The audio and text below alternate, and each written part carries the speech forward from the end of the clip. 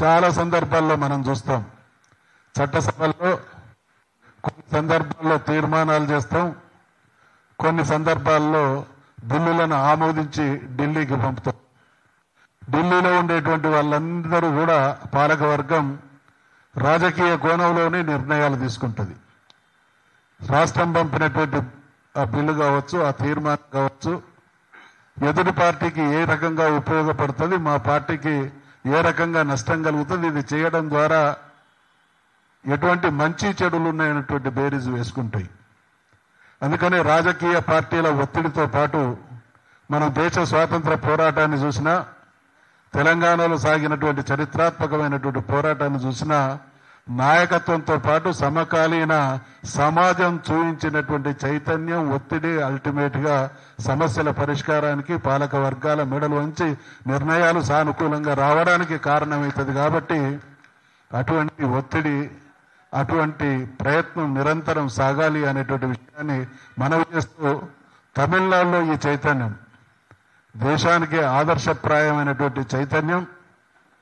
దేశ స్వాతంత్రానికి ముందు నుండి కూడా తమిళ సమాజం అటువంటి చైతన్యాన్ని ప్రదర్శించింది.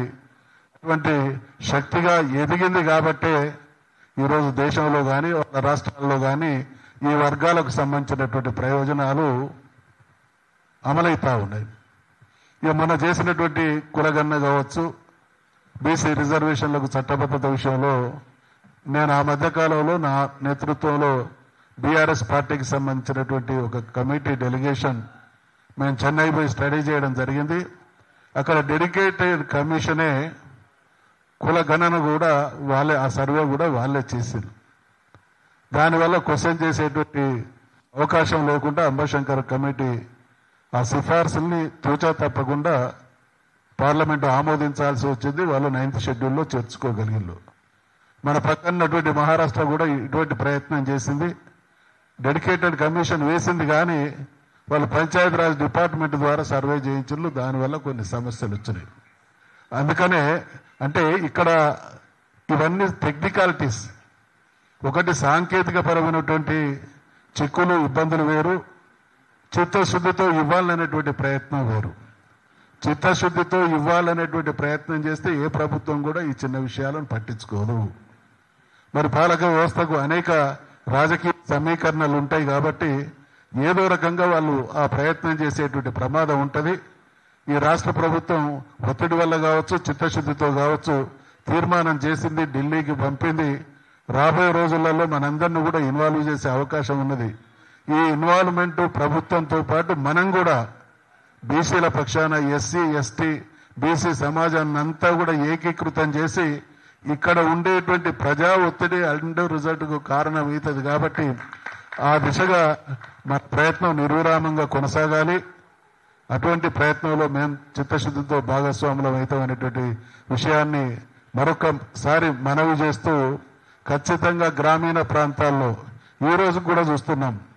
పాలక వ్యవస్థ సృష్టించినటువంటి దుర్మార్గం ఏంటంటే, గ్రామాల్లో ఉండేటువంటి అట్టడుగున ఉన్నటువంటి బీసీ కులాలలో విభజన తీసుకొని వచ్చి ఒక కులం ఇంకొక కులం మధ్య వాళ్లకు పరస్పర సహకారం, పరస్పర అంగీకారం లేనటువంటి వాతావరణాన్ని కూడా అగ్ర కులాలు కావాలని సృష్టించి వీళ్ళందరూ ఏకమై ఏ రోజు ఒకే వేదిక మీదకి వచ్చినా మా రాజకీయ పునాదులు కదిలిపోతాయనేటువంటి కుట్రతో అనేక ప్రయత్నాలు చేసినాయి. కాబట్టి మనం ఇక్కడ హైదరాబాద్ స్థాయిలో కావచ్చు, ఢిల్లీ స్థాయితో పాటు గ్రామీణ అట్టడుగు ప్రాంతం స్థాయికి కూడా ఈ ఐక్యతా భావజాలాన్ని తీసుకుపోయి మనమందరం కూడా ఒక శక్తిగా ఎదిగి ఖచ్చితంగా 75 సంవత్సరాల తరువాత జరుగుతున్నటువంటి అన్యాయానికి కూడా చరమక గీతం పాడి మన చైతన్యాన్ని ప్రదర్శించకపోతే మరొక 75 సంవత్సరాలు రాబోయే తరాలు కూడా ఇటువంటి దయనీయమైనటువంటి స్థితిలోనే పడేటువంటి ప్రమాదం ఉంది. కాబట్టి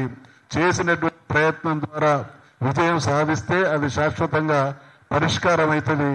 విజయం సాధించలేనప్పుడు మరో 75 సంవత్సరాలు ఇటువంటి దారిద్ర్యంలో మళ్ళీ మన తరాలు కూడా మగ్గిపోయేటువంటి ప్రమాదం ఉంది. కాబట్టి మనమందరం కూడా సమిష్టిగా సమన్వయంతో లక్ష్య సాధన కోసం పనిచేసి విజయం సాధించేంత వరకు మీతో మేము కూడా ఉంటామనేటువంటి విషయాన్ని మనవి చేస్తూ, ఇటువంటి చక్కటి కార్యక్రమాన్ని ఏర్పాటు చేసినటువంటి చిరంజీవి దాసు సురేష్ గారికి హృదయపూర్వకమైనటువంటి అభినందనలతో సెలవు తీసుకుంటా ఉన్నా.